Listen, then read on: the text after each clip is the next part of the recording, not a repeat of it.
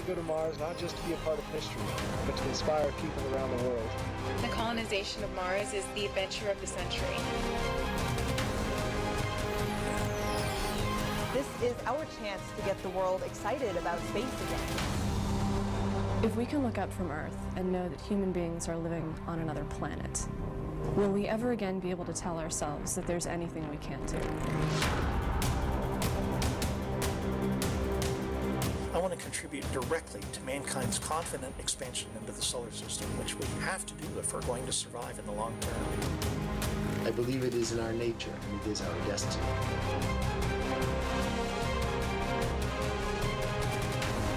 After I die, the impact of my life is imparted upon those who follow.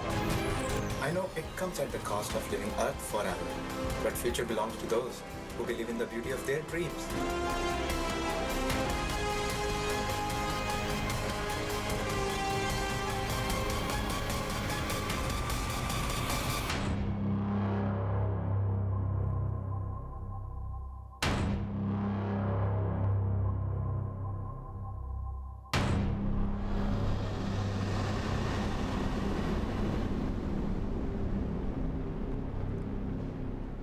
Hello everyone, welcome. Thanks for inviting me, Marius, to this really exciting event. So, Mars One is, as Marius says, really still a startup. Now, how can a small Dutch startup, we have 10 people in our company, how can a small Dutch startup organize a manned mission to Mars? I'm sure a number of people here in the room are wondering about that. I'll try to answer that question and many others. If you have additional questions, please save them for the end, and I'll try to save something like 10 minutes for questions at the end of the talk. So, how can Mars One even consider sending humans to Mars in 12 years' time? And NASA hasn't been able to do it yet. How can we do it? Well, it's because Mars One is taking a completely different approach than the space agencies have been doing so far.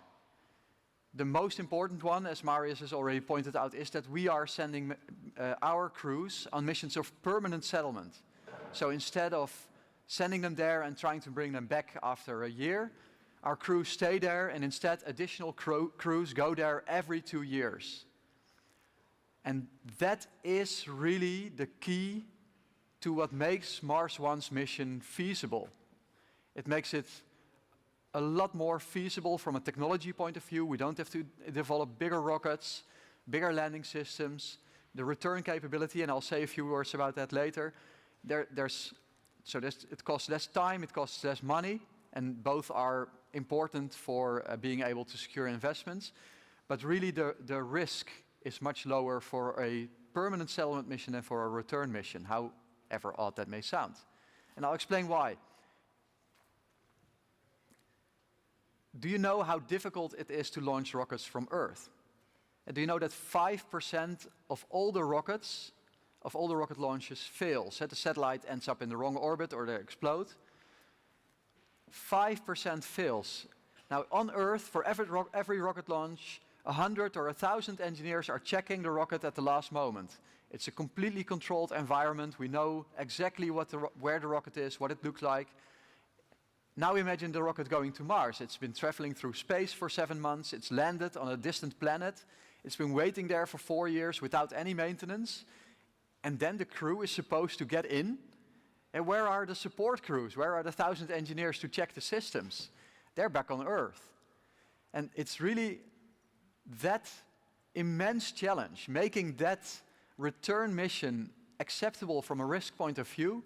That's, from my perspective, impossible if you don't have a decent size society on Mars to support that rocket launch, just like we do here on Earth.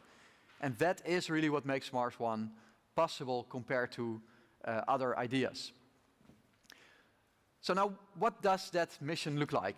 And we're not just going to send the first crews in 2026 and hope that everything will be okay. There's a lot of preparation going on before that.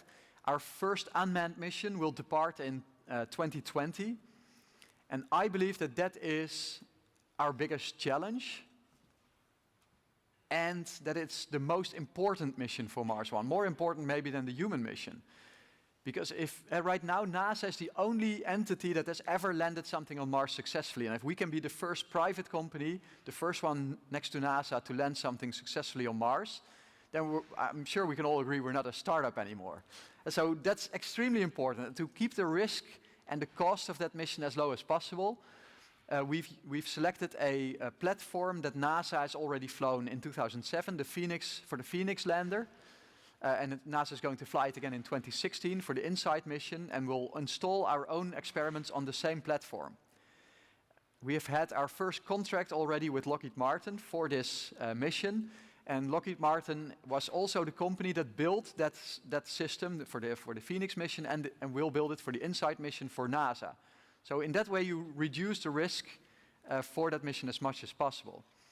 And we call it a demo mission, but really the demo is of course not those experiments, but it's Mars 1. So that's 2020. 2022, 2 years later, we're going to send a rover to Mars, one of those robotic vehicles that you see at the sites of the Outpost. We'll land the rover on Mars, and it will drive around and determine the exact spot for the settlement.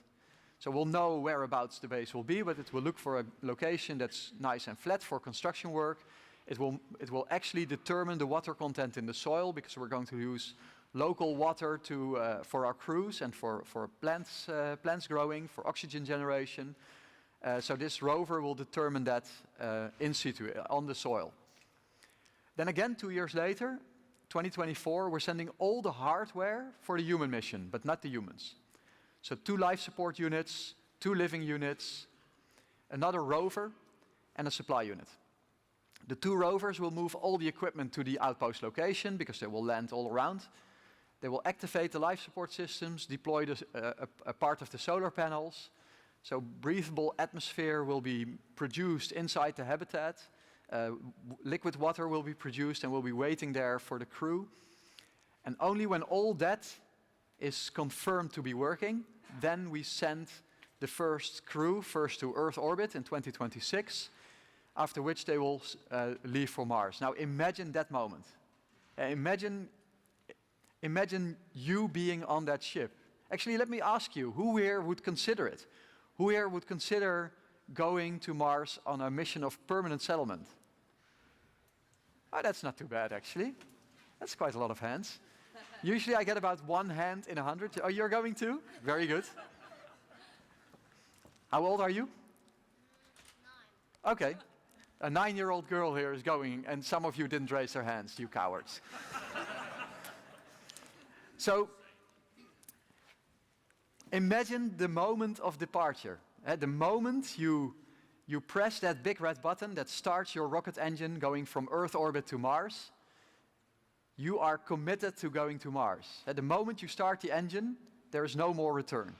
It's not like halfway to Mars you can think, I changed my mind, I'm going back. Because you burn all the fuel on Earth, you only have fuel left for some small course corrections. You're leaving the Earth and all your friends and all your family behind forever, and you're going to be with your small team, just 3 other people, for 7 months on the way to Mars, and then for 2 years on Mars before the second crew is joining you.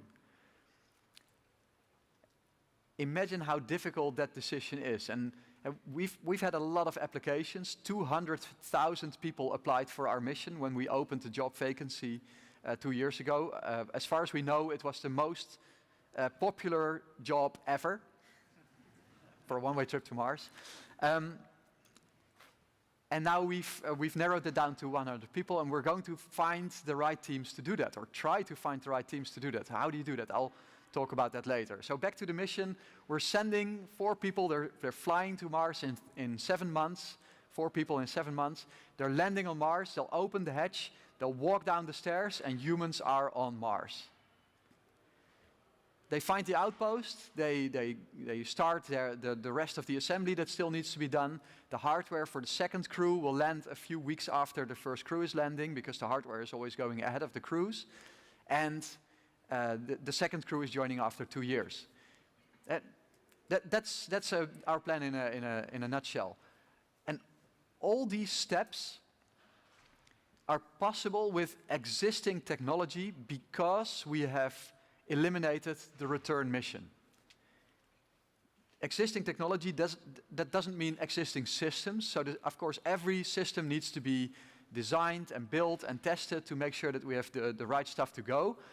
But we don't need any new inventions or new methods or new materials to make this happen, because our crews are staying. Now, if that's technically possible, then the next logical question is, what does it cost? The cost of getting the first 4 people on Mars and all the hardware that goes before that is about $6 billion US. And for every crew that we send after that, it's about 4. Now, $6 billion US, that sounds like a lot of money, right? Actually, it is a lot of money. But imagine what will happen when humans leave for Mars and land on Mars. I started Mars One when I realized what the real monetary value of such an adventure is. I found the revenue numbers for the Olympic Games. And it's a big event where a lot of people are watching.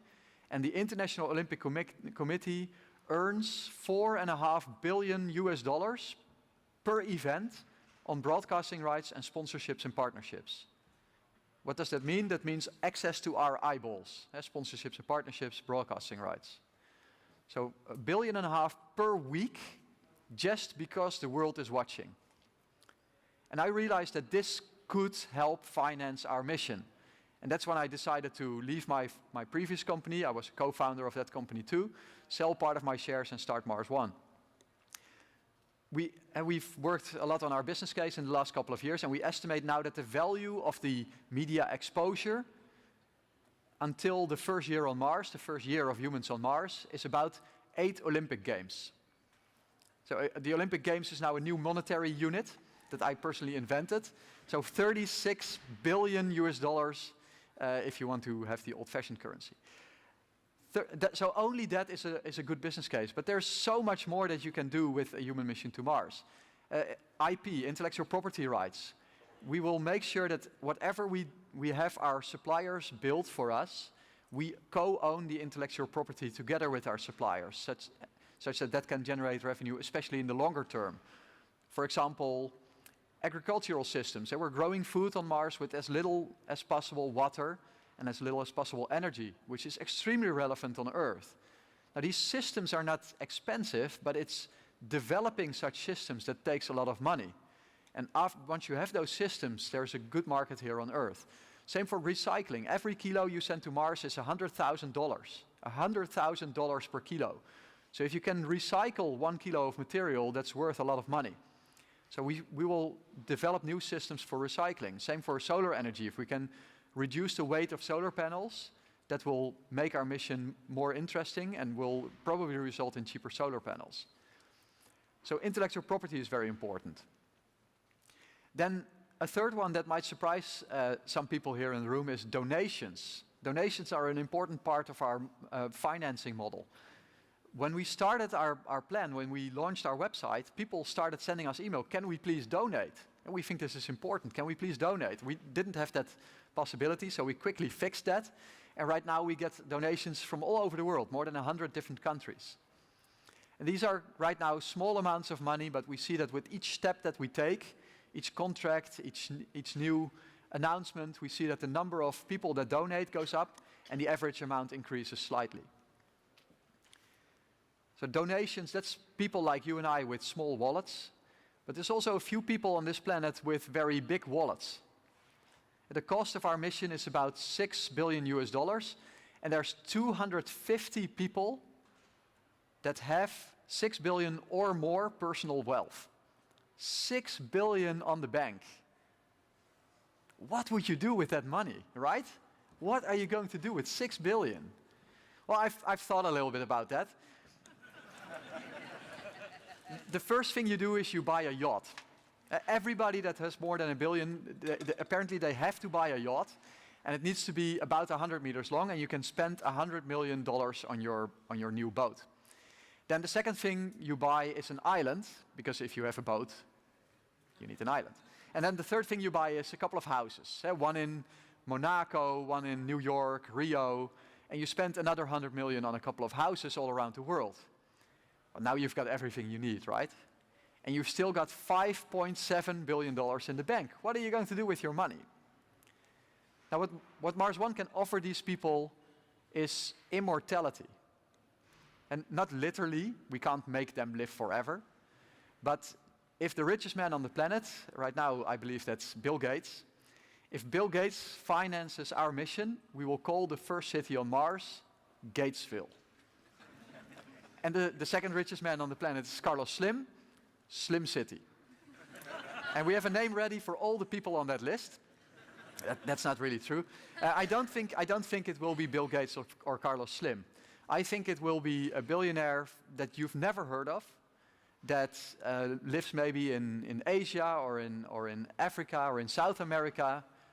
I think it will be someone completely unexpected that will at some point help us. And this is not something that we build our business case on because we don't know when such a person will call. But I believe our project is crazy enough to make something like that happen. And at the same time, realistic enough for it to happen too. So these are all revenue models, but these are all revenue models that will kick in when we are actually about to go. Now, how do we bridge the gap between today and going to Mars? That's through investments. That's the most important part of our financing model. We have already had our first successful investment round in 2013, and we're currently in negotiation for our next round. And it's really investments that will make this possible because investors are able to oversee risks and weigh the risks against the benefits. Now, that's the monetary value, but of course the non-monetary value of our mission is, I believe, at least as important. I believe that 500 years from now, when kids learn about the 21st century in school, they will learn that this was the century that humans left the Earth. They won't learn that there was a war in Syria or that there was an economic crisis in 2007 or 8. They will learn that it was the time when humans left the planet and settled on another one. And it doesn't matter if Mars One will do it or someone else, it will happen in the next 85 years. I'm 100% certain of that. Now, what will happen? I think that humans landing on Mars, especially in an international setting like we are trying to achieve, will inspire people so tremendously. Everyone will think that anything is possible. We can go to Mars, we can do anything. And that will trigger so many new companies, initiatives of people who thought, well, I won't do it because it's probably not possible, and now have the inspiration to do it. Kids will want to be scientists and astronauts again instead of pop stars. The spin-off technology can really change the world. The big problems of the world are so hard to solve in a direct way. Maybe, for example, sustainability of the planet. It's so difficult to achieve this, but what if humans are living on this second best place for humanity in the solar system, which is a dry desert planet? I think that's the best way of convincing people that this is our spaceship and we need to be really careful with it. And we're not the passengers, we're the crew, I think someone once said. And we need to take care of it. And these kinds of big problems, I think, can be solved better by sending humans to Mars than by trying to attack the problem directly. So, we had 200,000 applications. How do you pick the right people for this job? I believe that finance and technology are smaller problems for Mars One in the long term than this challenge of finding especially the first team. Imagine leaving the Earth, landing on Mars and being there for 2 years before the second crew is joining. You're on a planet. I mean, some of you must have been in the north of Norway where it's very empty. Well, I'm sure, and Mars is a lot more empty. 4 people on the planet. That's the same land area as the Earth because there's no ocean, so it's really empty. And you're on your own. And you're always with those 3 other people. Now we've been selecting people, we've been selecting out people that we believe are not suitable, and now the hard task comes of selecting in the people who we think might be good enough. And I really say it on purpose like that, who we think might be good enough, because I would not be surprised if some of the teams that we select next year, they will drop out, either because someone decides that he doesn't want to go, or someone falls ill, or because we think that the crew is not good, the team is not good enough. So we'll need to test that, and we'll build a copy of this outpost here on Earth, where we will not only train, but also test our crews. So we'll train them for all the things that can go wrong on Mars, for engineering problems, medical problems, growing plants. But we'll test them too. We'll test them for their ability to keep working together as a team, whatever happens. Because things will go wrong on Mars. But when they're here on the simulation outpost, we can actually make them go wrong on purpose. So one night, the life support system will break, and they're spending the whole night fixing it. Then in the morning, they find that the toilet is broken, and there's a huge smell in the outpost.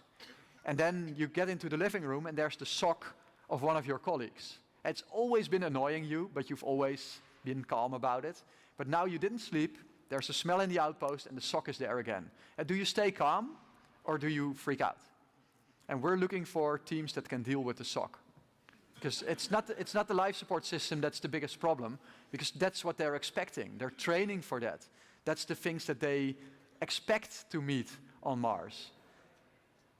So we'll test them each year. They'll train 10 years full-time before departure, and each year we'll lock them up under Martian conditions in the simulation outpost, and when they go in, they won't know for how long they're going in. So they might be out after 3 days, 3 hours, or they might still be in after half a year. And that's the closest thing we can do to the permanence of being on Mars. Now, I need to speed up. I would like to tell you briefly why I am here. I was working in my wind energy company, which I co-founded, which was doing really well, when 2 American scientists wrote a paper that proposes that NASA should go to Mars one way because it was much easier. I've had this idea for a really long time, since I was 20 years old, and someone emailed me, they're stealing your idea. Of course, that's not true, and it's not my idea, that it's also possible to not return. But it triggered me to really think about this. And I'd always known it's technically possible to do it, but I never knew how to finance it. So I invited my co-founder, Arno Wilders. We found those Olympic numbers, and for me, it was a really easy decision to leave my well-running wind energy company and do this. Because I was in wind energy, because I like that. It's a really interesting project. You should look it up, Ampix Power. Really cool new way of generating wind energy. But I was there because I thought it was going to make me very rich, which is a good motivation, but not the best. This is really my dream. I want to be part of making Mars exploration reality. And imagine what, right now, we've achieved a lot of things. NASA's former chief technologist is on our advisory board. People from NASA and Lockheed are interested to have a job at Mars One. We've had our first contract with Lockheed Martin, with other aerospace companies, but still the odds are against us. I mean, I know that. And imagine 4 years ago when we started, what the odds were. And still, for me, the decision was easy, because I believe you should always pursue your dreams. If there's something that of course you need a good business case, otherwise you can't make it happen. But if that is there, then go for it. And that's what I did. I sold part of my shares in my wind energy company, and I went for it. And look at what we've already achieved. I mentioned a few things, but just last week there was a new report by NASA about their own Mars exploration activities. And on the 3rd line in the report, it said, "We are going to Mars to stay."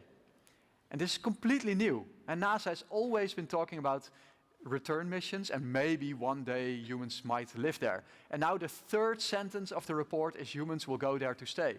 And I hope, and I think a little bit, that this is at least in part because of Mars One. We have made permanent settlement a topic that's open for discussion. We've made it acceptable because 200,000 people applied. Eternal gratitude to them from me.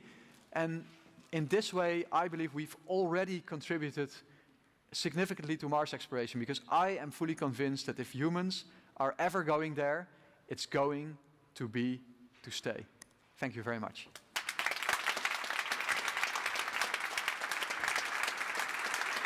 Thank you. We have a few minutes for questions, so if there's any questions in the audience, please.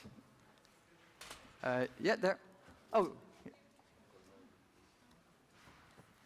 Will both genders be part of the first team?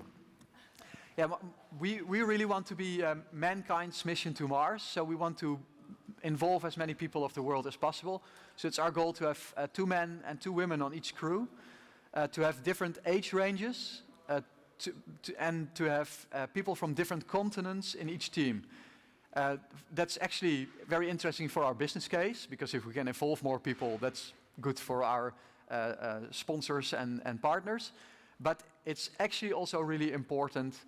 Of course, it's important for humanity. I want this to be mankind's mission to Mars, but it's also important for the mission, because a homogeneous team will do really well in the first year, but a diverse team will do so much better if you have the actual time of 10 years to train them, because they have different experiences that they will contribute to solving problems that a homogeneous team doesn't have available. So yeah, it's definitely a part of our plan. Yeah, you said this is your big dream. Have you considered going there yourself? Yeah, the original idea for Mars One came in 1998 when I saw the Sojourner pictures of Mars, and I wanted to go there. I still want to go. I know that I'm completely unqualified to be on the first crew. I'm a real entrepreneur, so I'm stubborn and impatient and easily annoyed, which I write with different words on my resume. But there are good qualities for entrepreneurs, but they're very, very bad qualities to be in a small team for such a prolonged period of time. You really need Olympians in tolerance, people who are extremely patient, and that's not me. But I still hope to go, maybe when there's 20 or 30 people living there.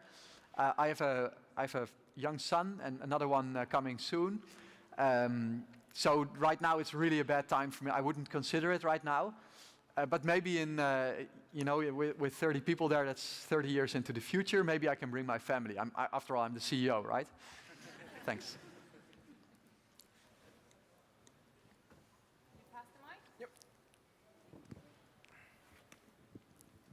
Thank you for your inspiring talk. I was wondering, almost every great invention in the world has led to ethical concerns sooner or later. And this might also be true for Mars One. For example, we open up a whole new planet. So what will happen if you find out, let's say in 50 years' time, you might not be here, I might not be here, but still, well, we are too many people on Earth. And Mars is, well, we can settle there, it's not really fun, we have found out that so far, but why don't we send the people who don't have any power over there? And just get rid of all those we don't want to have here. This is one ethical question that could arise, but there are others as well, I guess. So do you have any thoughts around that? Are you trying to address them, or are you just saying, okay, we leave that to the future? Well, such a long-term view I don't have for our Mars outpost, and I think that's more, what you're describing is more an ethical problem for Earth than for Mars, actually. But of course there are people who raise concerns. For example, the fact that it's permanent settlement is disturbing some people. To me, when I came up with the original idea in 1998 to go myself, I always assumed it would be one way, because it's just so difficult to go back. And why would you want to go back? There's a whole new planet to build. What I think is very important to make this something that's supported is to make sure that the risks are clear. So we need to make sure that all the risks for radiation, for launch failure, for systems failure on Mars, all those risks need to be extremely clear. And then all the stakeholders in Mars One, and most importantly, of course, the people going, they need to decide, do I want to be part of this or not? Are the rewards that I personally feel I will get from being part of this, are they worth those risks? And I think as long as you do that, then it's really up to people themselves to decide what to do. I never considered, I don't think it's ever going to be interesting to send large groups of people to Mars, just because it will always be so extremely difficult. So I don't think, certainly don't hope, but don't think that your scenario will ever occur. Thank you for the question and thank you, Bas. We are moving on in the program. Thank you.